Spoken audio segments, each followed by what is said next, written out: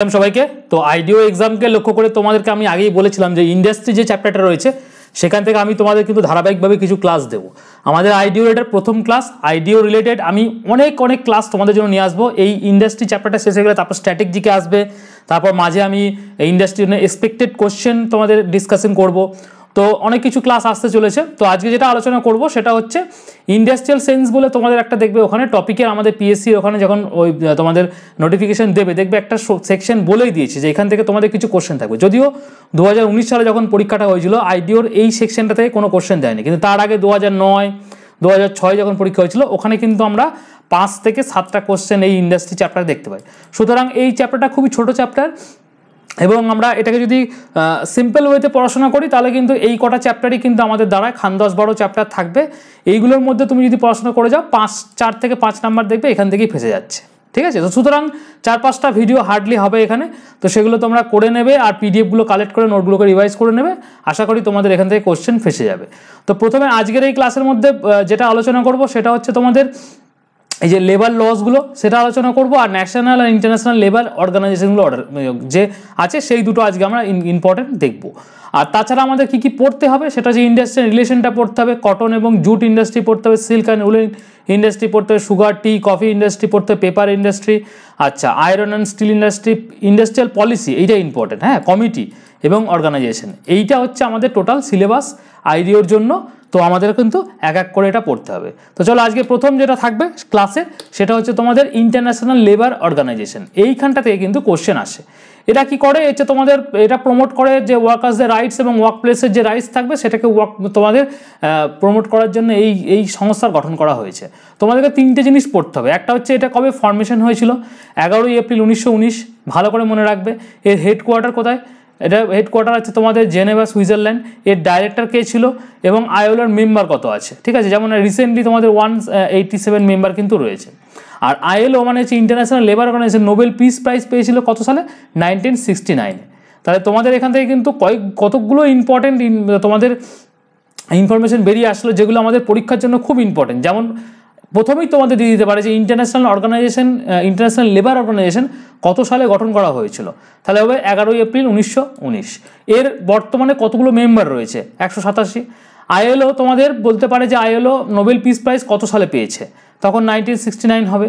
আর ইন্ডিয়াতে first operation মানে operation কবে শুরু হয়েছিল সেটা হচ্ছে 1928-এ, ঠিক আছে? তো এগুলো হচ্ছে তোমাদের ইম্পর্টেন্ট ইনফরমেশন যেগুলো তোমাদের আইএলও সম্পর্কে কিন্তু পড়তেই হবে। চলো নেক্সট আমরা দেখি। নেক্সট আমরা দেখবো ইউডিএইচআর। ইউডিএইচআর এর ক্ষেত্রে দুটো তুমি জিনিস মনে রাখবে, দুটোখানে একটা জিনিস মনে রাখবে, এর কোথায়, এর ইউনাইটেড নেশন প্যারিসে, এবং এর কবে গঠন হয়েছিল 10 ডিসেম্বর 1948-এ। এইটা তোমাদের মনে রাখতে হবে, জাস্ট আর কিচ্ছু মনে রাখার দরকার নেই। এরপর হচ্ছে ইএসআইসি। দেখো আমরা অনেকেই জানি, দেখবে যে ইএসআই যখন আমরা কোনো অসংরক্ষিত জায়গায় বা কাজ করি গভর্নমেন্ট সেক্টর বাদ দিয়ে, সেখানে দেখবে তোমাদের যখন বলে না পিএফ এবং ইএসআই দুটো কাটলো, তো এখানে পিএফ এর কথা বলা হচ্ছে না, এখানে ইএসআই এর কথা বলেছে, মানে ইএসআইসি ফুল ফর্ম হচ্ছে এমপ্লয়ি স্টেট ইন্স্যুরেন্স কর্পোরেশন। তো এটা তোমরা পুরোপুরি জেনে নিচ্ছ যে এটা একটা তোমাদের হেলথ ইন্স্যুরেন্সের কিন্তু একটা স্কিম। এটা কবে এস্টাবলিশ হয়েছিল, এটা এস্টাবলিশ থেকে ইনোগ্রেট করা হয়েছিল। অ্যাকচুয়ালি এটা এস্টাবলিশমেন্ট নয়, এটা হচ্ছে তোমাদের স্টেট এমপ্লয়িজ ইন্স্যুরেন্সের অ্যাক্ট ছিল 1948, সেইটার অধীনে এটা ইনোগ্রেটেড করা হয়েছিল। কোথায় করা হয়েছিল, কানপুরে করা হয়েছিল। কবে করা হয়েছিল, 24 ফেব্রুয়ারি 1952-তে, 1952 সালে। এবং এইটাকে আমরা ইএসআইসি ডেও হিসেবে পালন করা হয়। তাহলে তোমাদের দুরকমভাবে কোশ্চেন আসতে পারে এখানে। ইএসআইসি ইন্ট্রোডিউস করা হয়েছিল কোন অ্যাক্টের মাধ্যমে, এই অ্যাক্টগুলো খুব ইম্পর্টেন্ট, কেন তুমি যখন এই ইন্ডাস্ট্রি চ্যাপ্টারটা পড়বে তোমাকে এই ইন্ডাস্ট্রিয়াল অ্যাক্ট থেকে কোশ্চেন দেবে। তো এটা হবে এমপ্লয়িজ স্টেটস ইন্স্যুরেন্স অ্যাক্ট 1948-এর অধীনে করা হয়েছিল। কত সালে করা হয়েছিল, 1952 সালে 24 ফেব্রুয়ারি করা হয়েছিল। কোথায় করা হয়েছিল ইনোগ্রেটেড, সেটা হচ্ছে কানপুরে করা হয়েছিল, এবং এটাকে ইএসআইসি ডে হিসাবে পালন করা হয়। আর ইএসআই স্কিম তো তোমরা জানোই যে self financing health benefit scheme, এটা একটা। আর এটা হচ্ছে তোমাদের এই ডাইরেক্টর জেনারেলটা সময় চেঞ্জ হয়, এটা তোমরা যখন পরীক্ষা দিতে যাবে তার আগে কিন্তু একবার দেখে যাবে, কারণ এখান থেকেও তোমাদের কোশ্চেন আসতে পারে। ওকে, এরপর হচ্ছে তোমাদের ইপিএফও মানে এমপ্লয়িজ প্রভিডেন্ট ফান্ড অর্গানাইজেশন। তোমাদের এইটা ডিরেক্ট কিন্তু তোমাদের ফুল ফর্মও জিজ্ঞেস করতে পারে যে ইপিএফও স্ট্যান্ড ফর হোয়াট। তখন তোমাদের এটা এমপ্লয়িজ প্রভিডেন্ট ফান্ড অর্গানাইজেশন। এটা এখানে এর ইপিএফও 3 ধরনের মেনলি কাজ হয়, ঠিক আছে? ইপিএফও 3 ধরনের কাজ। আর আচ্ছা, এটার তার একটা কবে প্রভিডেন্সিয়াল অ্যাক্ট কবে সালে পাস হয়েছিল? এটাও 1952 পাস হয়েছিল, ওকে? আর ইপিএফও 3টে জিনিস আছে যেটা নিয়ে ওরা কাজ করে। একটা হচ্ছে প্রভিডেন্ট ফান্ড স্কিম 1952, আর হচ্ছে এমপ্লয়িজ পেনশন স্কিম যেটা 1995 হয়েছিল, আর একটা হচ্ছে ডিপোজিট লিঙ্কড ইন্স্যুরেন্স স্কিম যেটাকে আমরা ইডিএলআই বলি 1976-এ, ঠিক আছে? ইপিএফও 3টে জিনিস আছে। তুমি যদি কোনো একটা দেখবে যারা কাজ করছে এই অসংরক্ষিত জায়গায়, তারা দেখবে বলে যে 24% টোটাল তাদের স্যালারির ইপিএফও কিন্তু কাটছে, যার 12% দিচ্ছে এমপ্লয় যে নিজে, এবং যার আর আদার হ্যান্ডে 12% দিচ্ছে যে সংস্থায় কাজ করছে তারা, 24%। এইখান থেকে তোমাদের 16% চলে যায় আমাদের কোথায়? এই যে প্রভিডেন্ট ফান্ড, এই প্রভিডেন্ট ফান্ডে চলে যায়। আর 8% চলে যায় কোথায়? এখানে চলে যায় তোমাদের পেনশন স্কিমে চলে যায়। আর কিছু অ্যামাউন্ট ওই 1.2 বা 2.4% যা একটা অ্যামাউন্ট একটা হবে, যেটা হচ্ছে ইডিএলআই চলে যায়। ইডিএলআই মিনস হচ্ছে এখানে হচ্ছে এমপ্লয়মেন্টের জন্য একটা ইডিএলআই স্কিমে চলে যায়। এখানে একটা ইন্স্যুরেন্স করা থাকে। কেউ যদি কর্মরত অবস্থায় মারা যায়, তখন এইখানে ইডিএলআই এর মাধ্যমে কিন্তু অনেকটা লামসাম অ্যামাউন্ট কিন্তু টাকা এখানে পায়, ঠিক আছে?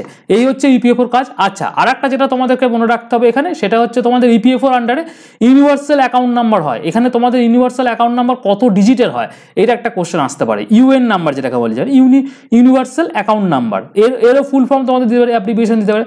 ইউএন স্ট্যান্ড ফর কি? UAN stand for universal account number. এটা কত ডিজিটের হয়? এটা কিন্তু 12 ডিজিটের হয়, এটা মনে রাখবে। ইউএএন নাম্বার কত ডিজিটের হয়, এরকম তোমাদের কোশ্চেন আসতে পারে। তো এটা হবে আমাদের 12 ডিজিটের, ঠিক আছে? তাহলে ইপিএফও সম্বন্ধে আমরা মোটামুটি জানলাম। আর ইপিএফওর ডিরেক্টর কে আছে, বর্তমানে হেড কে আছে, সেটা তোমরা কি করবে? সেটা তোমরা যখন পরীক্ষা দিতে যাবে তার আগে তোমরা দেখে নেবে, ঠিক আছে? আর ইপিএফও হচ্ছে সেন্ট্রাল বোর্ড অফ তোমাদের, আচ্ছা এটা দরকার নেই তোমাদের, জাস্ট এইগুলোই তোমরা কিন্তু পড়ে যাবে, ঠিক আছে? নেক্সট চলে আসছে আমাদের, এবার হচ্ছে আমাদের লেবার লসগুলো। লেবার লসের মধ্যে তোমরা আমাদের এই ইম্পর্টেন্ট, আমি নোটসটা আমি এখানে পড়াচ্ছি না, কারণ এই লেবার লসের এই নোটসগুলো তোমরা পিডিএফ থেকে তোমরা পড়ে নেবে যে কোন লেবার লসে কী কাজ তোমাদের রয়েছে। এটা করতে গেলে ক্লাসটা অনেক বড় হয়ে যাবে। আমি জাস্ট তোমাদের অ্যাক্টগুলো বলে দেবো, তোমরা কিন্তু এই অ্যাক্টগুলোকে তোমরা মনে রাখবে, কোন কোন অ্যাক্টগুলো তোমাদের জন্য খুব ইম্পর্টেন্ট সেইগুলো আমি তোমাদেরকে বলে দিচ্ছি। যেমন মিনিমাম ওয়েজেস অ্যাক্ট 1948, তোমাদের এখানে দেখবে ডিরেক্ট একটা কোশ্চেনই আসবে যে মিনিমাম ওয়েজেস অ্যাক্ট কত সালে ইন্ট্রোডিউস করা হয়েছিল, বা একটা কত সালে এসেছিল। এটা কিন্তু 1948-এ এসেছিল, এটা কিন্তু স্টার মার্ক রাখবে, minimum wages act.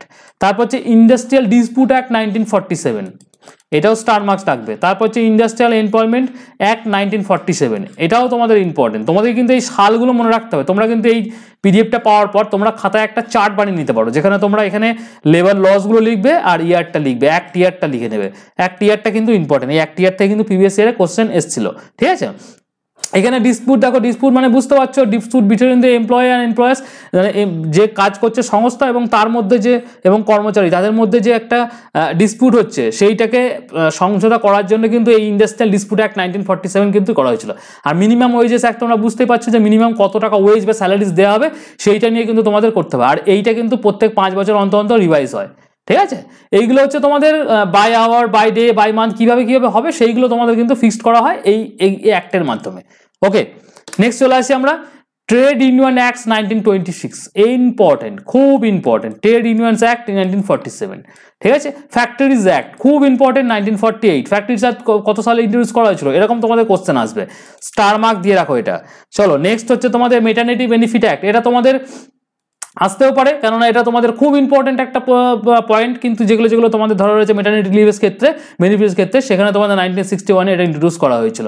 Equal remuneration act 1976, এটাও ইম্পর্টেন্ট। যতগুলো আমি তোমাদের করাচ্ছি সব অ্যাক্টগুলো important.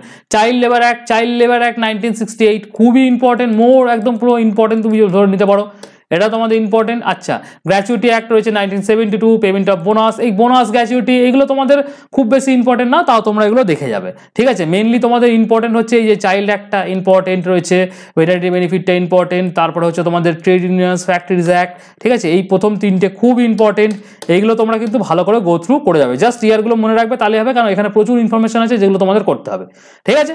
R payment of bonus act যেটা রয়েছিল, এটা আন্ডার কিসের আন্ডারে আসছে? মিনিমাম ওয়েজেস অ্যাক্ট 1948-এর আন্ডার, ঠিক আছে? এইটা কিন্তু ইম্পর্টেন্ট, ভালো করে মনে রাখবে এটা। চলো নেক্সট হচ্ছে এমপ্লয়মেন্ট এক্সচেঞ্জ অ্যাক্ট 1959, বাকি তোমাদের unorganised worker social security act 2008, এটা একটা অ্যাক্ট তোমাদের রয়েছিল, ঠিক আছে? কন্ট্রাক্ট লেবার অ্যাক্ট 1970, এটাও তোমাদের একটা অ্যাক্ট রয়েছিল, কবে হয়েছিল সেগুলো তোমাদের মনে রাখতে হবে, ওকে? তাহলে আজকে আমরা কি করলাম, দুটো চ্যাপ্টার কিন্তু কমপ্লিট করলাম, যেগুলো হচ্ছে তোমাদের কি কি, একটা হচ্ছে আমাদের ইম্পর্টেন্ট যে লেবার অর্গানাইজেশনগুলো রয়েছে সেটা করলাম, এই যে ইম্পর্টেন্ট লেবার অর্গানাইজেশন, তার মধ্যে ন্যাশনাল এবং ইন্টারন্যাশনাল লেবার অর্গানাইজেশনগুলো করলাম, যেখানে আমরা ইপিএফও দেখলাম, ইএসআইসি দেখলাম, ইউডিএস দেখলাম, আর হচ্ছে তোমাদের এখানে লেবার লসগুলো দেখলাম। টোটাল তোমাদের 14টা লেবার লস কিন্তু আমরা আজকে কমপ্লিট করে নিলাম, ঠিক আছে।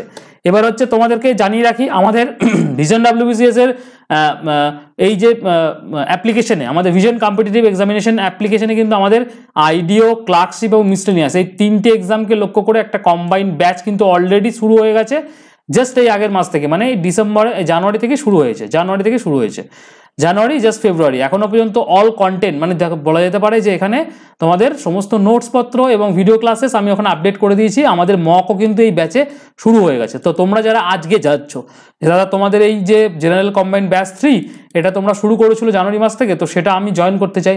যারা যারা সিরিয়াস অ্যাসপিরেন্টস আছো, যারা আইডিও, ক্লার্কশিপ এবং নেক্সট মিসলেনিয়াসকে দেখতে চাইছো, তাদের জন্য কিন্তু এই ব্যাচটা খোলা হয়েছে।